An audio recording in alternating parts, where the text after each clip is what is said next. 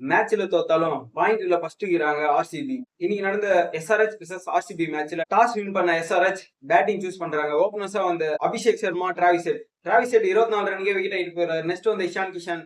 போன match CSK கூட எப்படி பிளே பண்ணாரோ அதே மாதிரி இந்த மேட்ச்லயே பிளே பண்ணிருக்காரு. 79 ரன் அடிச்சுட்டு விக்கெட் ஆகுறாரு. அபிஷேக் சர்மா 56 ரன்னுக்கே விக்கெட் ஆயிட்டு வெளியே போறாரு. நெக்ஸ்ட் வந்து கிளாசன், நிதிஷ்குமார். கிளாசன் 51 ரன்னுக்கு விக்கெட் ஆகுறாரு. நிதிஷ்குமார் 29 ரன்னுக்கு விக்கெட் ஆகுறாரு. எஸ்ஆர்எச் ஒரு அன்பிலியபிளா பேட்டிங் பண்ணி மொத்த டீமோட ஸ்கோரா வந்து 255 செட் பண்றாங்க. நெக்ஸ்ட் பேட்டிங் வந்து ஆர்சிபி தான். ஆர்சிபியோட ஓபனர்ஸா வந்து வெங்கடேஷ் ஐயர், விராட் கோலி. விராட் கோலி 15 ரன்னுக்கே விக்கெட் ஆயிட்டு வெளியே போறாரு. அந்த அளவுக்கு நல்லா பிளே பண்ணல இந்த மேட்ச்ல.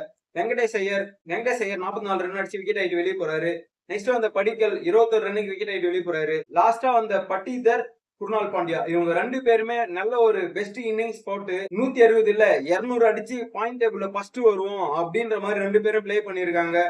பட்டிதர் 56 ரன்னுக்கு விக்கெட் ஆயிட்டு வெளியே போறாரு. லாஸ்ட் வந்து டேவிட் 15 ரன் அடிச்சு மொத்த டீமோட ஸ்கோரா 200 செட் பண்றாங்க. இந்த மேட்ச் ரொம்ப காம்படிஷனா தான் இருக்கும். யாரு கப் அடிக்க போறாங்கன்றது தெரியாம போயிட்டு இருக்கு மேட்ச் பொறுத்த அளவுக்கு.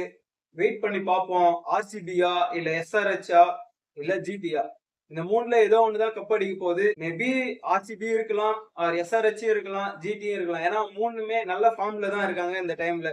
மத்த டீம்லாம் ரொம்ப போராடி தான் பிளே ஆஃப் உள்ள வரணும்ன்ற அளவுக்கு இருக்கு. பாயிண்ட் டேபிள்ல டாப் 2ல இருக்கவங்களுக்கு மேட்ச் நடக்கும். அதுல யார் தோக்குறாங்களோ அவங்களுக்கும் எஸ்ஆர்எச்சுக்கும் மேட்ச் நடக்கும்.